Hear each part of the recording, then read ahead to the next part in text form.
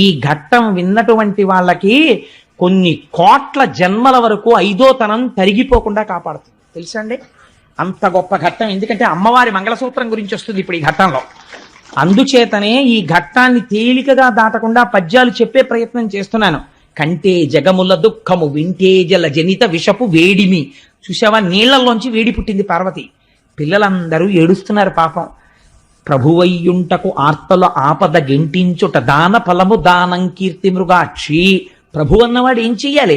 బిడ్డలకి కష్టం వస్తే ఆదుకోవాలి. తండ్రిని నేనుండి ప్రయోజనం ఏమిటి? పిల్లలకు ఆపద వచ్చినప్పుడు రక్షించకపోతే. అందుకని వాళ్ళని రక్షించాలనుకుంటున్నాను పార్వతి. అంటే ఏమిటి దాని ఉద్దేశ్యం? హాలాహలం బుచ్చేసుకుంటానని. అలా అంటే ఆవిడ ఏమైనా వద్దంటుందేమోనని ఇలా నరుక్కొస్తున్నాడు పిల్లల వైపు పెట్టి. ఆవిడెవరు? ఆవిడ ఈ సమస్త బ్రహ్మాండములకు ఆ బ్రహ్మకీట జనని మాతృత్వం భర్తృత్వాన్ని కూడా తోచేస్తుంది ఒక్కొక్కసారి.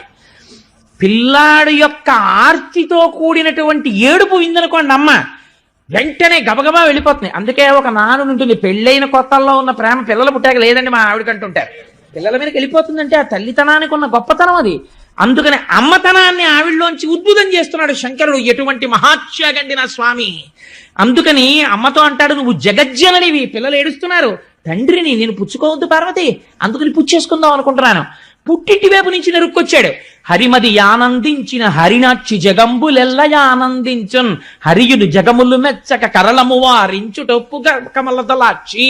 మీ అన్నయ్య ఉన్నాడు కదా శ్రీ మహావిష్ణువు, నారాయణ నారాయణి. రేపు లక్ష్మీ కళ్యాణం ఇంద్రుగాని అందరూ వచ్చి ఆయన్ని దెప్పి పొడుస్తారు. నల్లగా ఉన్నాడు, పెద్ద పెళ్లి కొడుకు వచ్చాడు బొల్లిగద్దనికి. వచ్చి ఇంత గొప్పవాడిని పెద్ద వనమాల వేసుకుంటానంటాడు.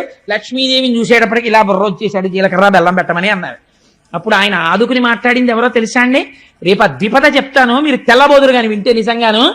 ఆయన పోలికలతో ఉన్న నల్లటి పిల్ల ఎవరో తెలుసా అండి? పార్వతీదేవి. నారాయణి మా అమ్మే, అందుకే నల్లగా ఉంటుంది పార్వతీదేవి. ఆవిడ వచ్చి నారాయణుణ్ణి ఎంత వెనకేసుకొచ్చిందో మీకేం తెలుసు. నలుపు గొప్పతనం ఎంతో. అసలు ఆ నలుపు గురించి మాట్లాడుతుంది. నల్లగా ఉన్న వాళ్ళందరికీ అభయమే. అలాంటివి చెప్పి ఏమిటో నలుపు అంటారు, మా నలుపులో ఎంత నాణ్యం ఉందో అని చెప్పుకోవచ్చు. అంత నలుపు గురించి చెప్పింది ఆవిడ ఆ రోజున. రేపు వస్తుంది పార్వతీ లక్ష్మీ కళ్యాణంలో చూద్దురు గాని. అందుకని అటువంటి తల్లి కదా ఆ నారాయణుడు. నారాయణి స్త్రీ రూపంలో ఉంటే పార్వతీదేవి, పురుష రూపంలో ఉంటే శ్రీ మహావిష్ణువు. అందుకే ఇద్దరు అలంకార ప్రియులై ఉంటారు. ఇద్దరూ ఈశ్వరుడి పక్కకే చేరిపోతారు, పరమశివుడి పక్కకి. అందుకని చిత్రం ఏమిటంటే ఈ పార్వతీదేవి వంక చూసి చెప్తున్నాడు, మీ అన్నయ్య స్థితికారుడు, లోకాలన్నింటినీ నిలబెట్టాలి. లోకాలకు ఇబ్బంది వచ్చింది, మీ అన్నయ్య కూడా వచ్చాడు. బావమరిది బతకగోరుతాడు. బావమరిది వచ్చినప్పుడు పెద్ద అతిథి. మరి నేను ఆయన్ని సంతోషపెట్టద్దు, ఇవాళ నేను ఆయనకు ఉపకారం చేయదు, మీ అన్నయ్య ఏమైనా అనుకోడు, నా వల్ల అలా అవుతుందో అంటే. అందుకని నేను చేసేస్తాను. వాళ్ళది ఎంత పవిత్రమైన అనుబంధం అండి. ఈ శివకేశవుల మధ్య భేదాలు చెప్పే వాళ్ళకి నోళ్ళు ఎలా వస్తాయో నాకు అర్థం కాదు, ఏ పురాణంలో లేనిది. అందుకని హరిమది ఆనందించిన హరినాక్షి జగంబులెల్ల ఆనందించున్ హరియును జగములు మెచ్చక గరళము వారించుటొప్పు కమలదలాక్షి. భక్షింతు హాలాహలమును రక్షింతును ప్రాణికోట్లు మధుర. నేను తినేటప్పుడు ఎలా తింటానో తెలుసా? రక్షింతు ప్రాణికోట్లను భక్షింతును హాలాహలము మధుర పలరసము క్రియన్. వీక్షింపుము నేవు నేడు అని నేను ఇప్పుడు ఒక చిన్న ద్రాక్ష పండు తినేసినట్టు తినేస్తాను పార్వతి ఈ హాలాహలాన్ని. దానివల్ల నాకేమైనా ఇబ్బంది వస్తుంది అనుకుంటున్నావేమో, ఏం భయం లేదు. నువ్వు అలా చూస్తుండు. ఎలా తింటానో తెలుసా? తినేటప్పుడు పండు నోట్లో పడేసుకుంటాను. రక్షింతు ప్రాణికోట్లను, ఈ ప్రాణికోట్లన్నింటినీ రక్షిస్తాను. ఇదొక దివ్యమైన లీల, నా లీల. ఈ లీల చూసి మనసులో అనుభవించిన వాడికి రక్షణ. అందుకని నాకు ఇప్పుడు కొత్త బిరుదునామం వస్తుంది. నువ్వేం చేస్తావో తెలుసా? హాయిగా అలా కూర్చుని వీక్షింపుము నీవు నేడు వికచాబ్జముఖి. ఇంత మాత్రం వెంగటికోక మా ఆయనకి ఏమవుతుందోనని అని చక్కగా సంతోషంగా అలా చూడు, నేను ఎలా తినేస్తానో చూద్దుగలిగి అన్నాడు. అంటే ఆవిడంది, సరే నీకు ఎలా ఇష్టమైతే అలా చేయండి. భార్యలు సాధారణంగా ఓ మాట అంటుంటారు, వాళ్ళకి కొంచెం ఇష్టం లేని పని ఏమో అనుకున్న దాన్ని చేయడానికి ఈయన పెద్ద పునాది వేస్తాడు. వేసి ఈసరి అంటే నాకు నోటికి గబుక్కుని వచ్చేస్తుంది, ఏదో ఇలా చేస్తే మనకి చాలా మంచిది, చక్కగా ఏమిటి మనుష్యులమై పుట్టి చక్కగా మనం చేసిన తర్వాత ఓ పుణ్యకార్యం చెయ్యాలి కదా, ఏం పర్వాలేదు, అంతగా అయితే వచ్చే నెల జీతంలోనో ఎక్కడో మనం దాచుకుందాం ఓ 1000 రూపాయలు, ఈ నెల ఇలా ఖర్చు పెట్టేస్తే బాగుంటుందని నేను అనుకుంటున్నాను, మళ్ళీ కాలము దేశము అన్నీ కలిసి వస్తాయా అని ఇన్ని చెప్తే ఆవిడ ఏమంటుంది, ఓహో వీడికి అటు వేపు ఉంది, అందుకని ఇంత ప్రణాళిక చెప్పాడు మనకు అనుకుని, మీకు ఎలా ఇష్టమైతే అలా చేయండి. అంటుంది కదండి. అలాగే అంది పార్వతీదేవి. మీకు ఎలా ఇష్టమైతే అలా చేయండి అంటే కళ్ళు తిరిగి కింద పడిపోయిన వాడు పరీక్షిత్.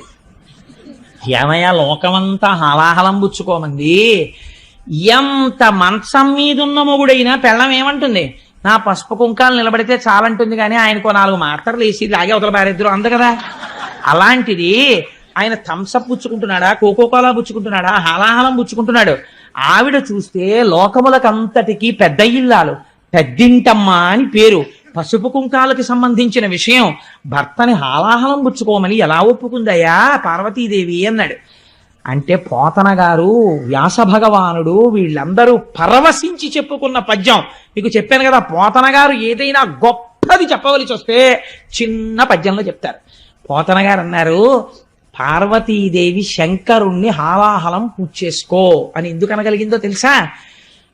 మృంగెడివాడు విభుండని మృంగెడిది యుగరళ మనియు మేలని ప్రజకున్ మింగమని సర్వమంగళ మంగళ సూత్రము నెంతమది నమ్మినదో.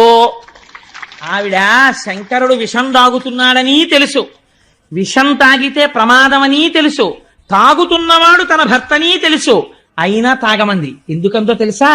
ఆవిడ సర్వమంగళ, ఆవిడ సర్వమంగళయ్యి ఆవిడ మెడలో మంగళసూత్రం ఉండగా శంకరుడికి ఇబ్బంది ఎందుకు వస్తుందయా? తాగేయమంది. తన మెడలో ఉన్న మంగళసూత్రములు సర్వమంగళ అన్న దేవత ఉన్నది. అందుకే స్త్రీ నిద్రలేస్తే పక్కన ఉన్న భర్త పాదములకు నమస్కరించరు, లేవగానే ముంద తాళిబొట్టు తీసి నమస్కరిస్తారు. అలా నమస్కరించగలిగినటువంటి స్త్రీల వలన ఈ దేశానికి ప్రపంచవ్యాప్తంగా గౌరవం వచ్చింది. లేకపోతే ఎక్కడుందండి ఇటువంటి స్త్రీ జాతి వేరొక దేశంలో? ఇవాళ కలిసి ఉంటే కలిసి ఉండడం, పప్పు మాడిపోయిందంటే విడాకులు ఇచ్చి వెళ్ళిపోవడమే.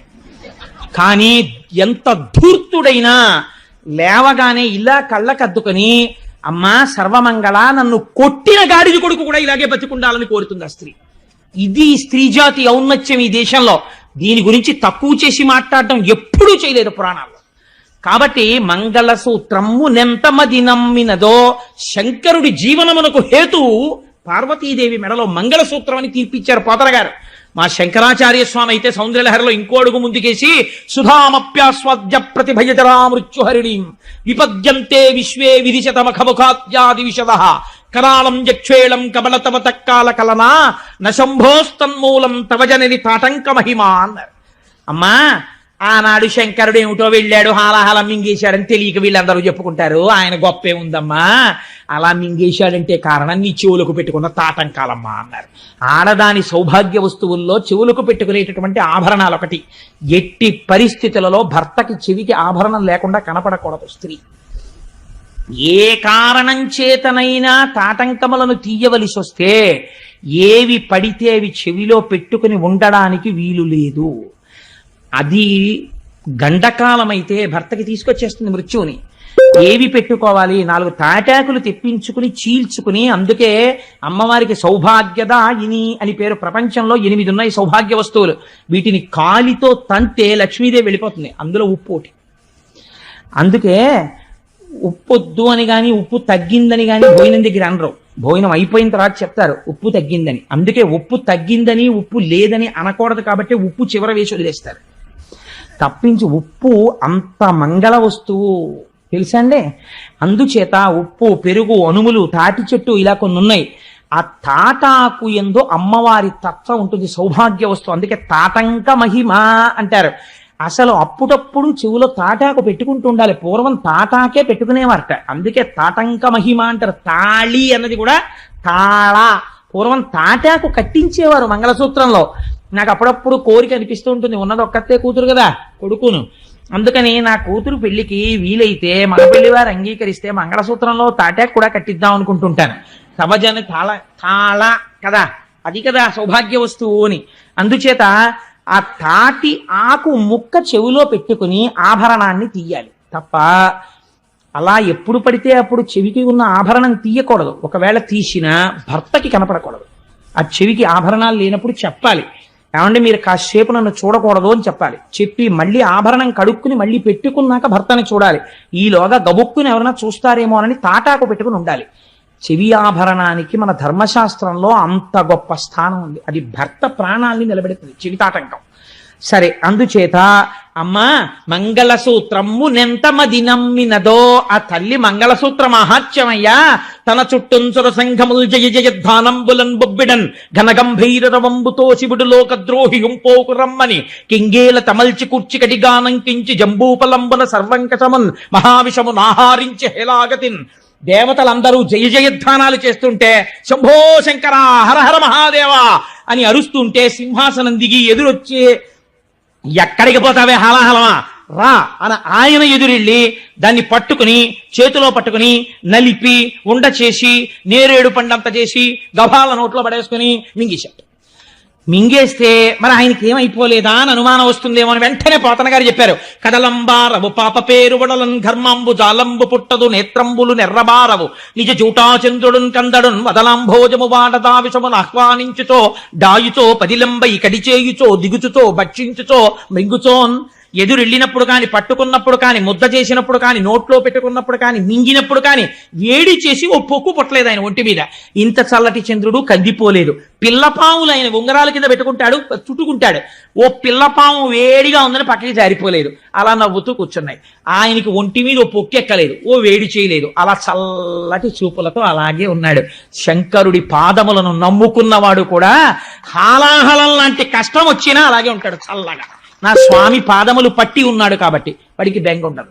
అందుచేత కానీ హరుడు గళమునందు హాలాహలము పెట్ట కప్పు కలిగి తొరని కడుపు నొప్పి అని సాధురక్షణం సజ్జనులకు నిన్న భూషణంబు కాదే భూవరేంద్ర అంటారు పోతన గారు.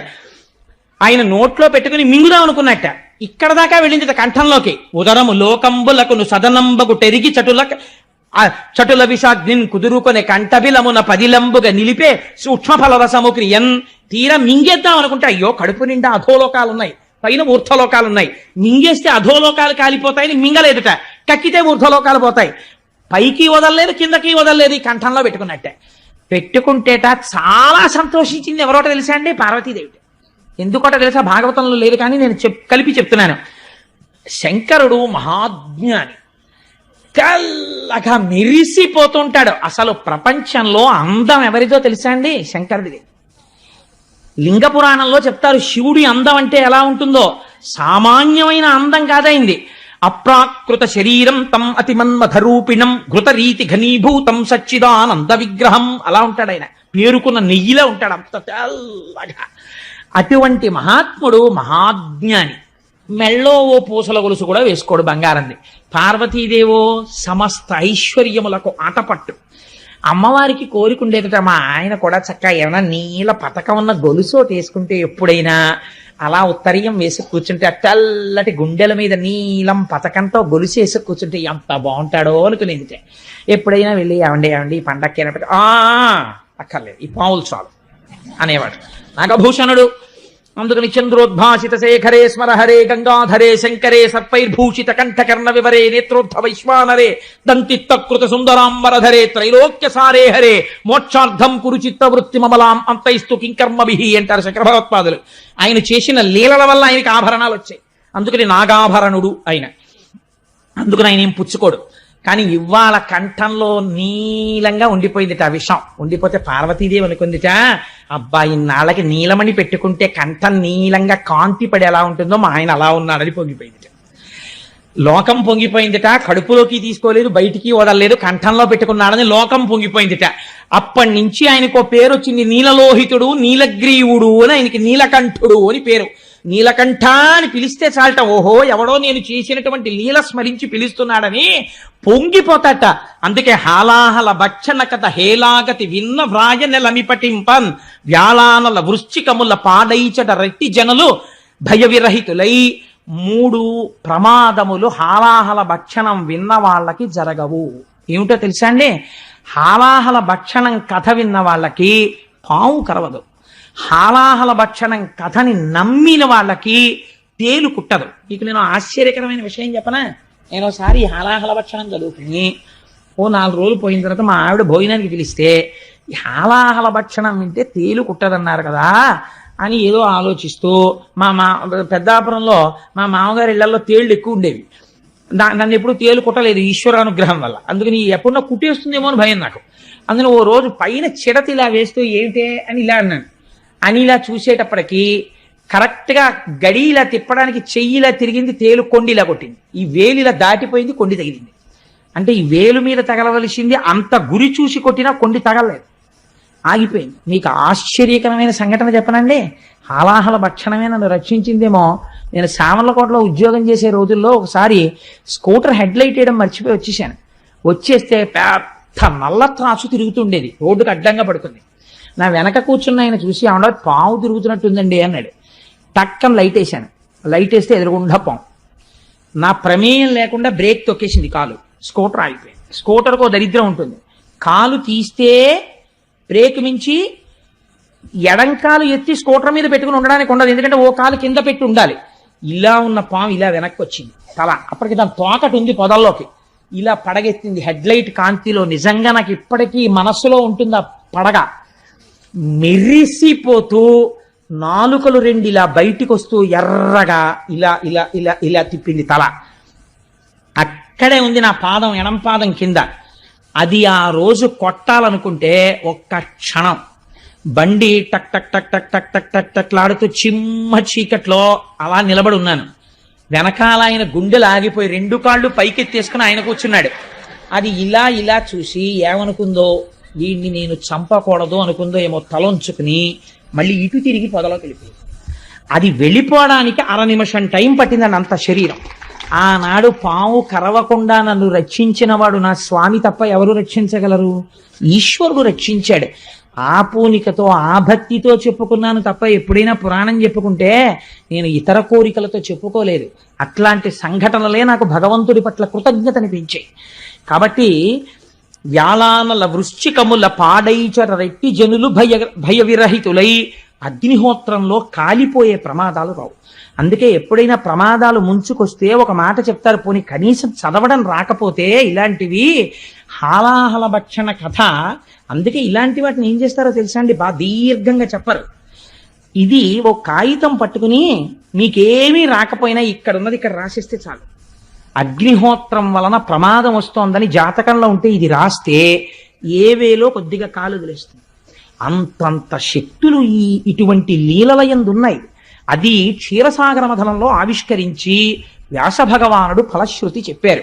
ఆనాడు స్వామి హాలాహలాన్ని పుచ్చేసుకున్నారు, దేవతలందరూ సంతోషించారు, మళ్ళీ బయలుదేరారు.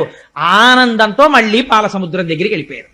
అమ్మయ్యా, మొత్తానికి హాలాహల భక్షణం అయిపోయింది.